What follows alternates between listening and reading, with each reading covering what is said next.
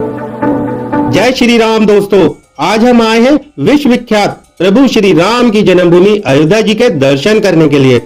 श्री पावन धाम अयोध्या अपनी गौरवशाली संस्कृति, सभ्यता और इतिहास से अपनी ओर आकर्षित करती है।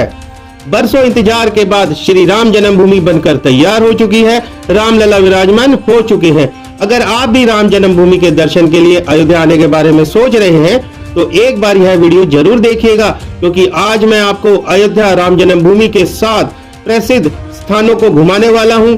आप अगर अयोध्या आए तो इन सभी जगहों पर जरूर जाइएगा, तो आपकी अयोध्या यात्रा पूरी हो जाएगी। तो प्रभु श्री राम की जन्मभूमि अयोध्या मात्र एक दिन में दर्शन और यात्रा की संपूर्ण जानकारी इस वीडियो में मिलेगी, जैसे कि अयोध्या कैसे आना है, कहाँ रुकना चाहिए, यहाँ पर खाने पीने की क्या क्या व्यवस्था है और अयोध्या में मात्र एक दिन में कौन कौन से प्रमुख मंदिरों के दर्शन कर सकते हैं, साथ ही पर पर्सन कुल खर्चा कितना आएगा। ऐसी कंप्लीट इंफॉर्मेशन आपको इस वीडियो में मिलेगी, तो वीडियो को एंड तक जरूर देखिएगा। तो चलिए आज मेरे साथ घूमिए श्री पावन धाम अयोध्या। और दोस्तों, कमेंट बॉक्स में एक बार जय श्री राम जरूर लिखिएगा।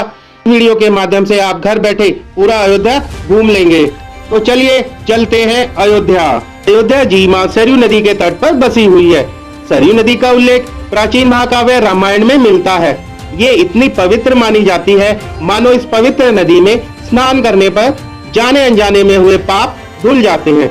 अयोध्या की भूमि को उपजाऊ बनाने और भगवान श्री राम जन्म का साक्षी बनने में सरयू नदी का योगदान रहा है। जो भी श्रद्धालु अयोध्या में आते हैं वो यहाँ सबसे पहले स्नान करते हैं, बाद में मंदिरों के दर्शन के लिए जाते हैं। मां भगवती सरयू नदी के किनारे 14 प्रमुख घाट हैं। इनमें गुप्तद्वार घाट, केकई घाट, कौशल्या घाट, पपमोचन घाट, लक्ष्मण घाट और जानकी घाट आदि विशेष उल्लेखनीय हैं। यहाँ पर आप एक दिन में पूरी अयोध्या को बहुत ही अच्छी तरह से घूम सकते हैं। तो सबसे पहले हम आ गए हैं राम पैड़ी पर। राम की पैड़ी वही स्थान है जहां पर दीपावली में भव्य दीपोत्सव मनाया जाता है।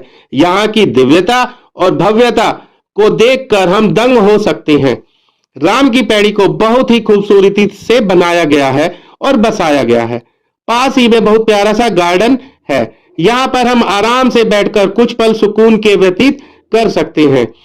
यहाँ पर बहुत ही ज्यादा शांति मिलेगी, तो यहाँ पर कुछ पल जरूर बिताइएगा। पूरे घाट पर विशाल मंदिर बनने हुए हैं। उन्हीं में से प्रमुख यहाँ का नागेश्वर नाथ महादेव स्थापित मंदिर है। इस मंदिर को भगवान श्री राम के छोटे बेटे कुश ने नागेश्वर नाथ जी का प्राण प्रतिष्ठान और मंदिर स्थापना की गई थी। नागेश्वर नाथ मंदिर में देखने के बाद पुल पार करके 100 मीटर की दूरी पर अब हम आ जाएंगे लता मंगेशकर चौक। यहाँ पर 40 फीट की विशाल वीणा स्थापित है और ये अयोध्या का मेन चौक भी है। यहाँ से अब हम आ जाएंगे 1 किलोमीटर की दूरी पर हनुमानगढ़ी पर। यहाँ से आप पैदल जा सकते हैं या इलेक्ट्रिक रिक्शा से आपको पे में अयोध्या के चौकीदार हनुमान जी के दर्शन करने के लिए छोड़ देगा। हनुमान जी को अयोध्या का चौकीदार और रक्षक माना जाता है। यहाँ की ऐसी मान्यता है कि भगवान श्री राम के दर्शन करने से पहले हनुमानगढ़ी में हनुमान जी के दर्शन करना चाहिए। हनुमानगढ़ी को अयोध्या का प्रवेश द्वार भी कहा जाता है और यहाँ के आसपास में ही सभी मुख्य स्थल बने हुए हैं। यहाँ पर बहुत सारी प्रसाद और फूल मालाएं की दुकानें बनी हुई हैं। प्रसाद और फूल माला लेने के बाद 76 सीढ़ियों को चढ़कर आप हनुमान जी के अलौकिक दर्शन प्राप्त कर सकते हैं। प्रभु श्री राम जी ने अपनी जीवन लीला को समाप्त किया और बैंकुट लोक की ओर जा रहे थे, तब राम जी हनुमान जी को अयोध्या रामकोट की रक्षा के लिए आदेश देकर गए थे और तब से लेकर आज तक हनुमान जी यहाँ पर बैठकर पूरे अयोध्या को देखभाल कर रहे हैं। और इसीलिए हनुमानगढ़ी ऊंचे टीले पर स्थित है और ये टीला एक किले जैसा दिखता है। कहा जाता है कि लंका दहन और रावण पर विजय प्राप्त करने के बाद जब भगवान श्री राम अयोध्या वापस आए, तब से हनुमान जी इसी स्थान पर विराजमान हैं। इसीलिए इसी स्थान को हनुमानगढ़ी और हनुमानकोट कहते हैं। मंदिर की सभी दीवारों पर हनुमान चालीसा और चौपाई लिखी हुई है और साथ ही हनुमानगढ़ी के बिल्कुल सामने रामकोट मंदिर बना हुआ है। कहते हैं किसी समय में ये अयोध्या का सबसे ऊंचा मंदिर गिना जाता था। रामकोट यानी कि किला, राम जी का किला है। मंदिर राजद्वार मंदिर है।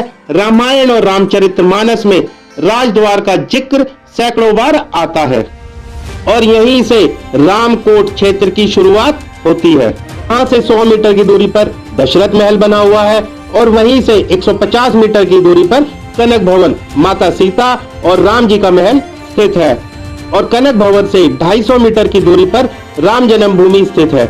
यहाँ पर दर्शन करने के बाद में अब हम लोग आ जाएंगे दशरथ महल में दर्शन करने के लिए। जब आप श्री राम जन्मभूमि के दर्शन करने जाएंगे तो आधे रास्ते में ही हनुमानगढ़ी से 200 मीटर की दूरी पर दशरथ महल बना हुआ है। हनुमानगढ़ी से ये जो रास्ता आपके सामने की ओर नजर आ रहा है ना, बस इसी रास्ते में आपके सामने ही दशरथ महल का मुख्य द्वार दिखाई देगा।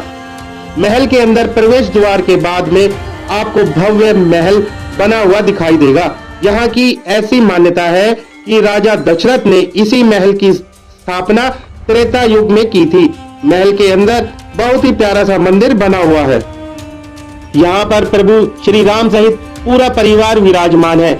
यहाँ पर हमें पिताजी दशरथ के साथ में चारों भाई और तीनों माताओं संग राम जी के पूरे परिवार के साथ में दर्शन होते हैं। महल में प्रभु श्री राम के बचपन से लेकर जवानी तक की सभी प्रतिमाओं के दर्शन होते हैं। दशरथ महल के दर्शन करने के बाद में यहीं से पास में जो राइट हैंड पर रास्ता जाता है, ये रास्ता आपको सीधे कनक भवन की ओर ले जाता है। कनक भवन में भगवान श्री राम और सीता माता के दर्शन के लिए कनक भवन के खुलने और बंद होने का निश्चित समय है। सुबह 8 बजे मंदिर खुलता है, फिर 12:30 बजे बंद किया जाता है और फिर शाम को 4:30 बजे फिर से भवन खुलता है और रात को 9 बजे मंदिर को बंद किया जाता है। जब माता सीता विवाहित होकर आई थी तब माता कैकेयी ने इस महल को सीता माता की मुंह दिखाई में उपहार स्वरूप दिया था। ये महल भगवान श्री राम और सीता माता का निजी महल हुआ करता था। कनक भवन आपकी सुंदरता और भव्यता के लिए बहुत ही ज्यादा प्रसिद्ध है। सीढ़ियां चढ़ने के बाद में आप महल की ओर प्रवेश कर सकते हैं। महल में प्रवेश करने के बाद में आप विशाल प्रांगण में आ जाएंगे। सामने ही माता सीता और भगवान श्री राम का मंदिर स्थापित है। तो आप कनक भवन में दर्शन करने जरूर आइएगा। कनक भवन के दर्शन करने के बाद में अब हम लोग चलेंगे राम जन्मभूमि मंदिर में प्रभु श्री राम के दर्शन करने के लिए। कनक भवन के दर्शन करने के बाद में अब हम लोग चलेंगे राम जन्मभूमि मंदिर के प्रभु श्री राम के दर्शन करने के लिए। राम जन्मभूमि के खुलने और बंद होने का एक निश्चित समय है। सुबह 7 बजे मंदिर खुलता है, फिर 11:30 बजे बंद किया जाता है और उसके बाद में दोपहर 2 बजे फिर से खोला जाता है और शाम 7 बजे मंदिर बंद किया जाता है। पूरी दुनिया इस मंदिर के इतिहास को जानती है, कैसे मुगल शासकों द्वारा इस मंदिर को नष्ट किया गया था। 1528 में इस मंदिर को तोड़कर उसी मलबे से मंदिर के ऊपर बाबरी मस्जिद को बना दिया गया था।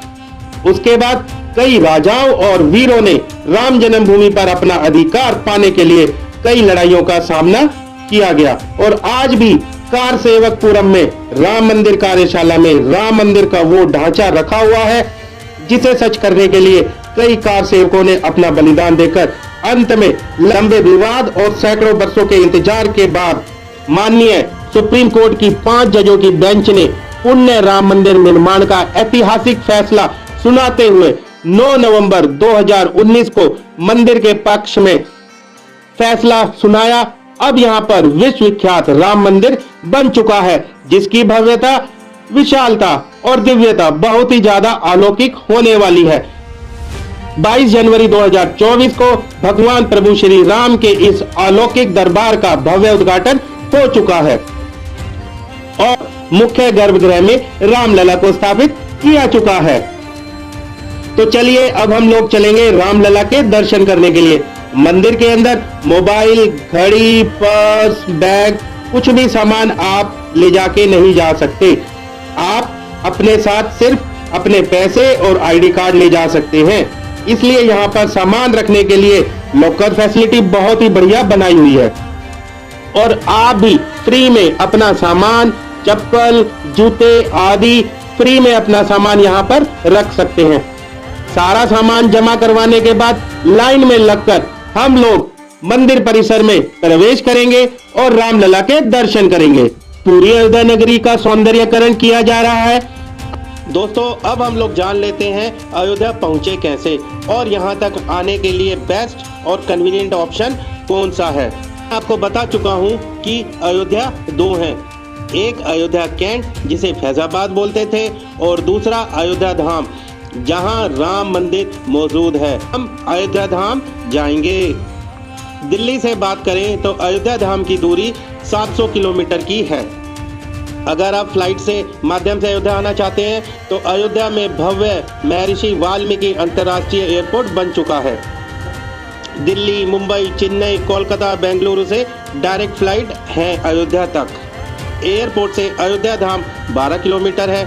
12 किलोमीटर के लिए अगर आप ऑटो से आते हैं तो 400 से 500 रुपये लगेगा, टैक्सी लेते हैं तो 1000 रुपये लेगा और अगर आप बैटरी रिक्शा भी लेते हैं तो वो आपको 250 से 300 रुपये में पहुंचा देगा।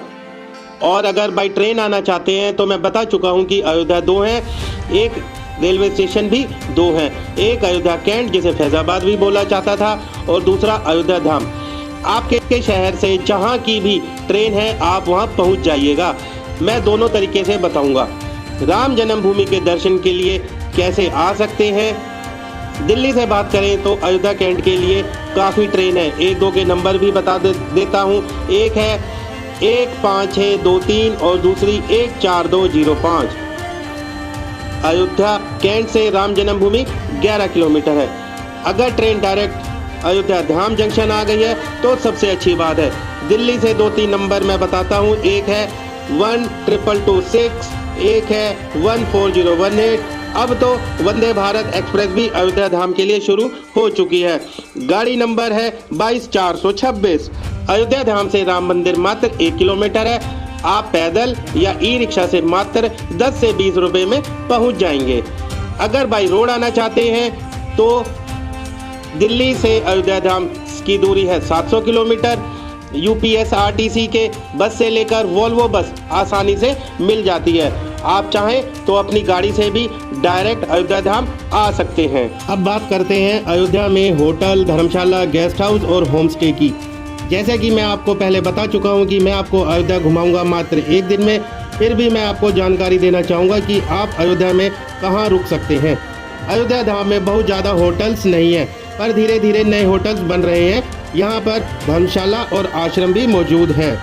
होटल का किराया बात करें तो 1000 से 5000 रुपये तक आपको लग सकता है। अयोध्या में घर अपना स्टे के लिए दे रहे हैं। आपको 1000 से 2000 में बढ़िया होम स्टे मिल जाएगा। मैं आपको कुछ जगह बता देता हूँ कि आप अयोध्या आने के बाद यहाँ रुक सकते हैं। आप हनुमानगढ़ी के आसपास आप तुलसी नगर एक कॉलोनी है वहाँ रुक सकते हैं। एक सप्तसागर कॉलोनी है वहाँ आप होम स्टे ले सकते हैं। कनक भवन के पास धर्मशाला या आश्रम ले सकते हैं। इन जगहों के पास रहेंगे तो आपको अयोध्या के दर्शन के लिए बहुत आसानी होगी और समय भी बहुत बचेगा। अगर अयोध्या कैंट रुकेंगे तो बहुत ज़्यादा दिक्कत होगी। अयोध्या में अगर आप खाने पीने की बात करें तो कनक भवन के पास ही कनक रसोई बनी हुई है। इस रसोई में एकदम शुद्ध बहुत ही स्वादिष्ट भोजन मिलता है। मात्र 90 से 150 रुपये में आप अनलिमिटेड थाली भोजन ग्रहण कर सकते हैं। इस रसोई में घर पर बने गए देसी घी से सारा खाना बनाया जाता है। आप अयोध्या जाते हैं तो एक बार इस रसोई को जरूर विजिट कर सकते हैं। वहीं अगर आप यहां पर फ्री में भोजन करना चाहते हैं तो राम मंदिर के पास में ही अमावा राम मंदिर बना हुआ है। यहां पर राम रसोई बनी हुई है। इस रसोई में आप बिना किसी शुल्क के भोजन कर सकते हैं और आपको यहां पर बहुत स्वादिष्ट भोजन कराया जाता है। दोस्तों, अगर आप अयोध्या सुबह आ जाते हैं, पूरे दिन यहां पर दर्शन करने के बाद में शाम को अपने घर की ओर लौट जाते हैं तो आप मान चलिए कि मात्र 1000 से 1500 के बजट में बहुत ही अच्छे तरीके से आप इस यात्रा को पूरा कर लेंगे।